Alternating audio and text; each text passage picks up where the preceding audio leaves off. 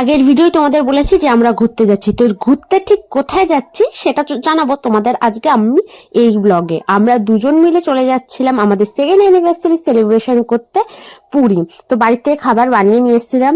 তো স্টেশনে ট্রেন দিয়ে দেওয়ার পরে আমরা দুজনে স্টেশনে বসে খাওয়া দাওয়াটা করে নিয়েছি, আর আমাদের দুজনেরই সেকেন্ড এসিতে বুকিং ছিল। তো আমরা গিয়ে জিনিসপত্র রেখে কিছু খাবার দাবার আবার কেনার জন্য বাইরে বেরিয়েছিলাম।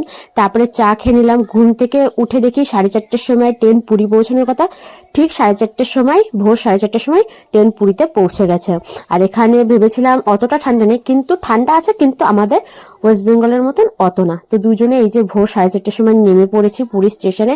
এখন বাইরে বেরিয়ে আমরা ধরে নেবো তোমার অটো, কারণ কি আমাদের হোটেল বুকিংই আছে। তো ডাইরেক্ট এখন আমরা হোটেলেই চলে যাব।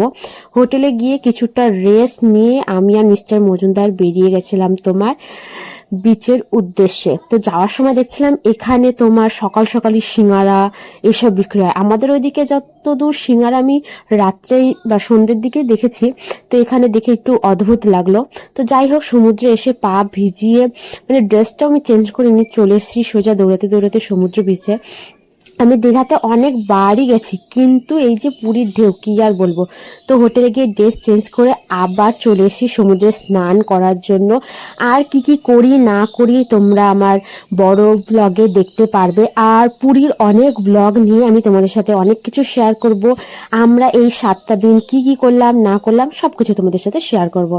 তো স্নান টান করে আবার রেডি হয়ে মিস্টার মজুমদার আর আমি চলে গেছিলাম তোমার খাওয়া দাওয়া করার জন্য।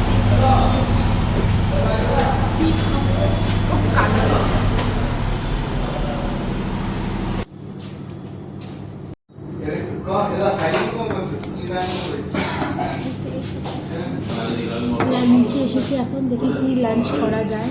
তো চলো কি অর্ডার করি দেখো তোমরা, ঠিক আছে? এই যে এখন ড্রিঙ্কে কি অর্ডার করা যায় সেটা দেখা হচ্ছে। এই যে আমাদের খাবার চলে এসছে, লবণ, আচার, এখানে আলু ভাজা, আর এই যে পাঁপড়, ডাল, ফিশ কারি আর মিষ্টি তেল।